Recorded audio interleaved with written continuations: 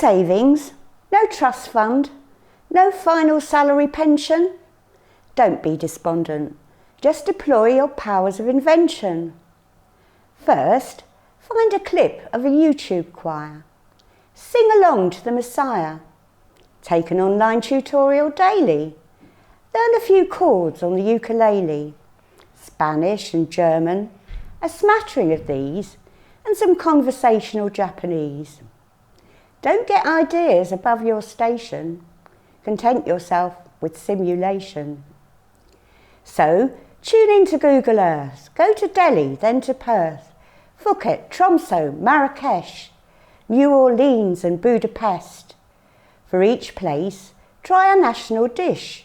Thali, noodles, pickled fish, fiery goulash, lamb tagine. Consume by the glow of your laptop screen. Find a nice boutique hotel, take a virtual tour, and hell, wear shades, sombrero or sun visor. Leave complaints on TripAdvisor. Wear bobble hat and salopettes to watch skiing on the internet. Send a tweet to the Dalai Lama, Yoko Ono and Obama. Similarly, Johnny Depp or anyone else you wish you'd met. Lighten up, don't feel a fool with your plastic dolphin at the local pool. Go on, scamper naked in the dew. Get that ill-advised tattoo.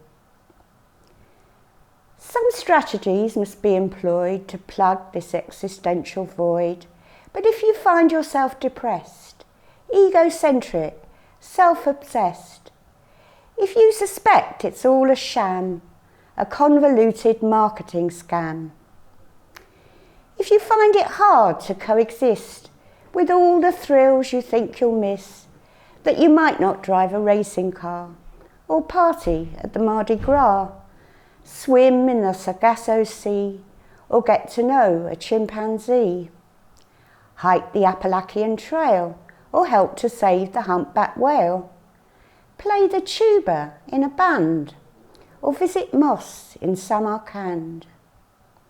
Accept that it's beyond your reach to ride the surf at Bondi Beach, to climb that distant mountain peak, or teach a minor bird to speak.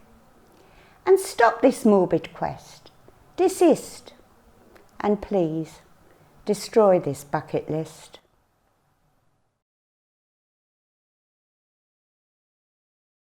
Captain's log, stardate 42523.7. We are receiving a Starfleet hailing frequency from the surface of a supposedly uninhabited planet.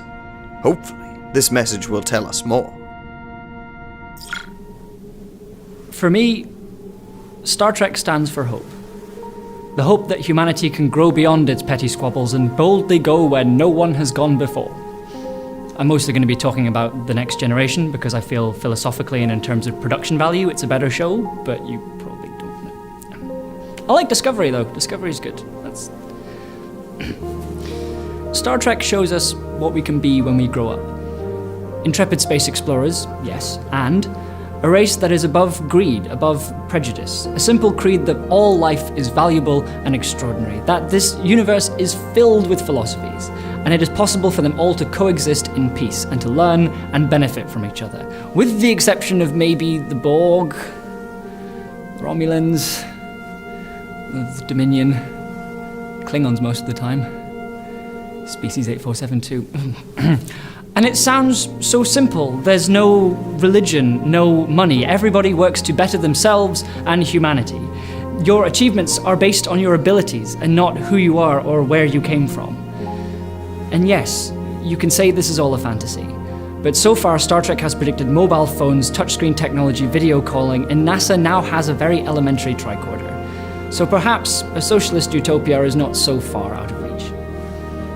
And yes, Star Trek is just a TV show.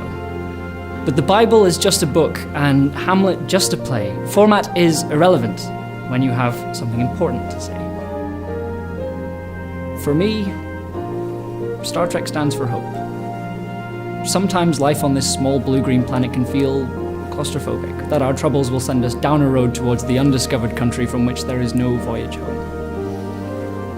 Star Trek looks to the sky, defiant and bold, and says, that is where we will go, where no one has gone before.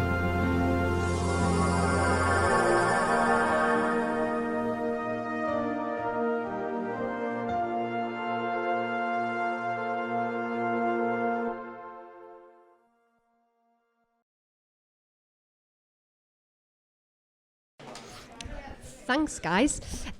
This one's an old one called Black and White, and it's about my city, Newcastle.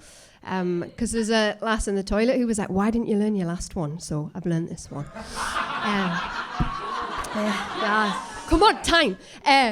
My city's like my brother.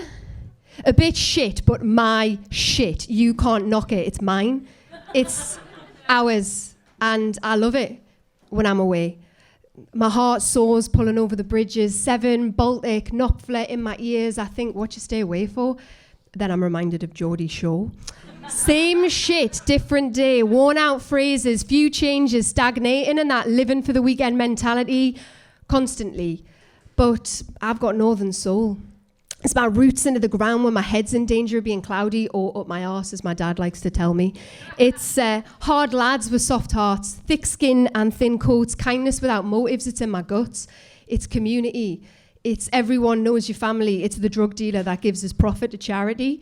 It's the lad who fucking hates everything but loves his nan. It's the man who barely grunts but keeps a poem in the breast pocket of his coat. It's passed out drunk at 1 p.m. It doesn't even have to be the weekend.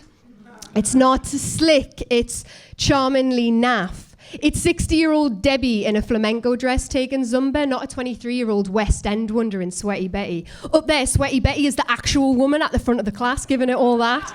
Despite a dodgy hip. It's the chip on my shoulder watching the RSC when the poor and stupid enter sounding just like me. Dropping the G's, glottal the T's, overdoing the vowels. Admittedly, it is hard to be taken seriously when you sound like you narrate Big Brother. It's